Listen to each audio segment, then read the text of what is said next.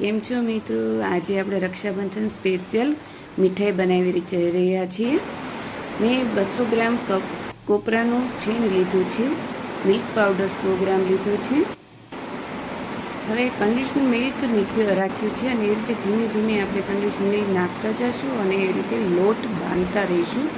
ધીમે ધીમે બાંધતા જઈએ આ રીતે.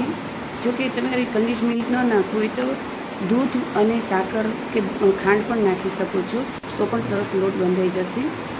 આ રીતે આ બંધાઈ ગયો છે. એને 5 મિનિટ સાઈડમાં રાખીશું અને ડ્રાયફ્રૂટ છે એ બધા પીસી લઈશું આપણે.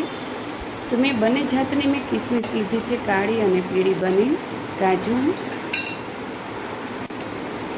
બદામ બધું 50 ગ્રામ લીધું છે. કોળાના બી હોય તો જ ઓપ્શનમાં છે નાખવાના છે. કોળાના બી મેં 25 ગ્રામ જ નાખ્યા છે. ખજૂર નાખ્યો છે અને 3 એલચી. હવે બધું મેં એકી સાથે મિક્સ કરી લીધું છે. આ રીતે મેં બટર પેપર લીધું છે. બટર પેપરમાં આપણે જે લોહો મોટો કરીને અને રોટલી કે ભાખરી આપણે વણીએ આ રીતે વણીને થોડુંક ગોળ બનાવવાનું છે. બસ આ રીતે પેક કરીને સરસ ગોળ સારું એવું બનાવી લેવાનું છે, એટલે એક સરખું વ્યવસ્થિત બને.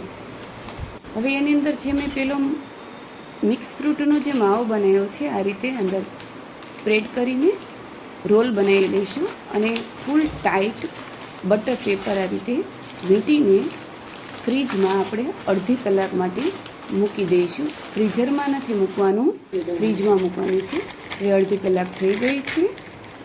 આ રીતે રોલ કાઢી અને કટિંગ કરો. કયા ભાઈને આવી સરસ મીઠાઈ ન ભાવે? મિક્સ ડ્રાયફ્રૂટ ઘરે જાતે બનાવો, 5 જ મિનિટમાં બની જશે.